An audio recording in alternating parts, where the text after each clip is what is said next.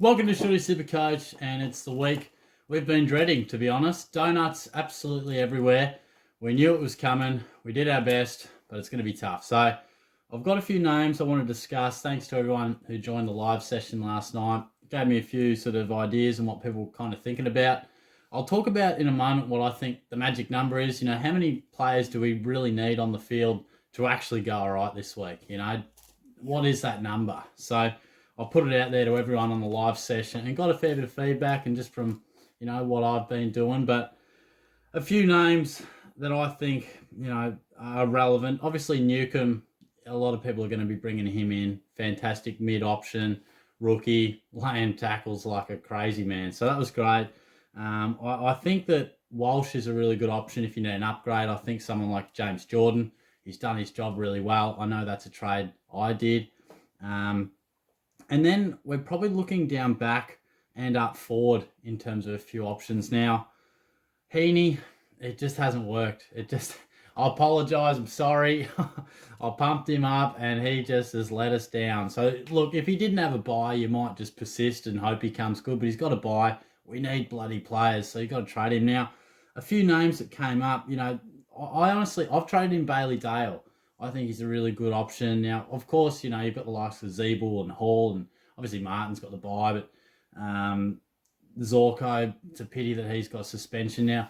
Don't panic too much on the forward line because we do have Dangerfield. Make sure that you are all lined up to bring him in a couple of weeks. And even Rowan Marshall. I'm not sure we can trust his body, but he is coming back soon as well. Now, a lot of talk was about Toby Green and Kyle Langford. Honestly, I prefer Bailey Dale to them both.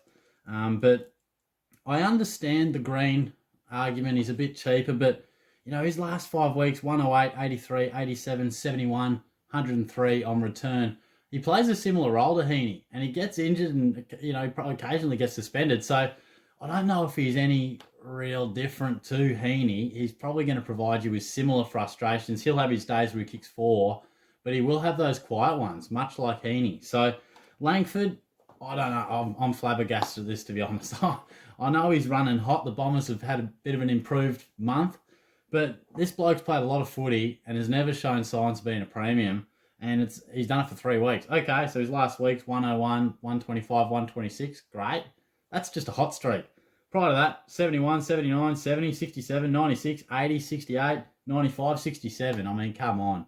If Langford is a premium, then I don't know a thing. So I think there's much better options. I get we're desperate, but surely not. I'm not encouraging him. Nick Haynes down back.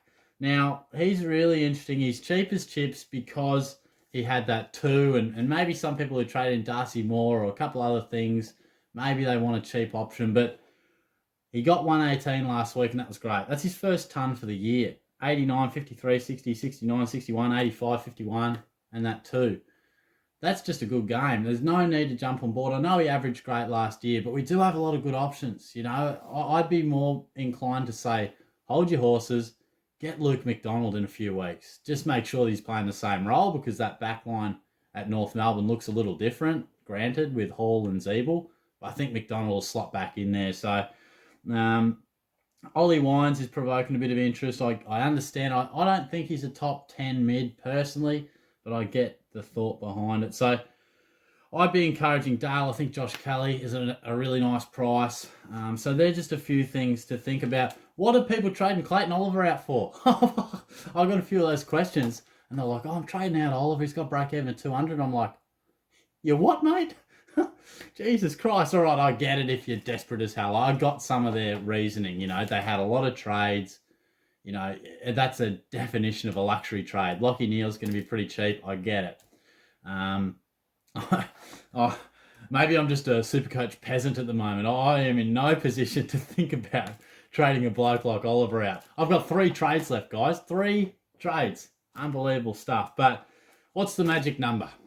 Or just before I do, don't trade Grundy out. He's marked on the injury list as a test. We still had a couple of questions about him. Hold your horses. What's the magic number? Now, I think it's 16. I think if you can get to 16, you'll be good. It doesn't, look, we get hung up on, oh, I've got 14, oh, I've got 17. Put it this way, say you've got 15 and your mate's got 17. And you're like, oh, he's going to get me covered. Not necessarily. I mean, it all comes down to how you actually go on the week, of course. And his 17 might be inclusive of 11 premiums and 6 rookies, and your 15 might be inclusive of 11 premiums and 4 rookies. So, I know he's probably going to get you on a couple of rookies, but there could be scenarios where your mate's got an extra player scoring, but you've got an extra premium. So it can all level out. I feel your pain. I know some people out there have 10 or 11. I had one fella say he could have 9. So it could be brutal. I think I'll have 15, which, isn't ideal. But if you've got any more than 16, you're going great guns. You're going fantastic, really. Good luck or good management. Either way, well played. I reckon we can get a little bit funky with the VC option, particularly if you've got 13 or 14 players. Take a risk on the captaincy. Pick a guy. There's some players that just are consistent, 110, 120. That's great. That's awesome. Like you wouldn't put Sam Walsh as your risky captain. Safe. I reckon if you're looking to make up points, if there's ever a week you're going to go risky, do it this time. Tom Mitchell can go huge. Josh Kelly's shown an ability to go huge. Maybe like Tom Stewart, you wouldn't go him because he's consistent as the day is long. You'll look at your side and you'll see the players that can go big. So just see what you can do. I personally think I'll just go McRae tonight, and then hopefully he scores whatever. And because without our reliable rucks, we don't have too many captaincy options. So good luck to you. This is a week that we haven't been looking forward to. But once this week's done, we're going to bring all those guys back and we're going to be feeling really good about ourselves. So I look forward to that when we get through these buys, hopefully unscathed. Good luck to you. I'll talk to you soon. Have a good weekend. Cheers.